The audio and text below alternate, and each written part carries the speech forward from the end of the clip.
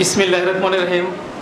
আজকের এই অভিভাবক সবার সম্মানিত সভাপতি উপস্থিত রয়েছেন, অভিভাবক বৃন্দ উপস্থিত রয়েছেন, ছাত্র উপস্থিত রয়েছেন, এলাকার মুরব্বিগণ, আমি সবাইকে আমার সালাম, আসসালামু আলাইকুম রহমতুল্লাহ।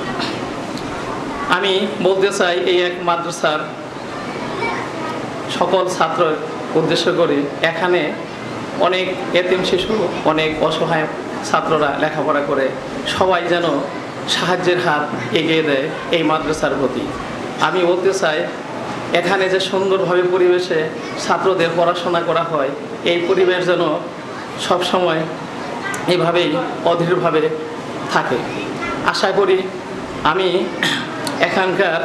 আসলে বক্তা না, আমি একজন পুলিশ সদস্য, আসলে বক্তব্য দেওয়ার মতো ক্ষমতা আমার নাই, তবুও আমাকে বলছে আমি দুই সাইডে কথা বলার জন্য এখানে আসছি।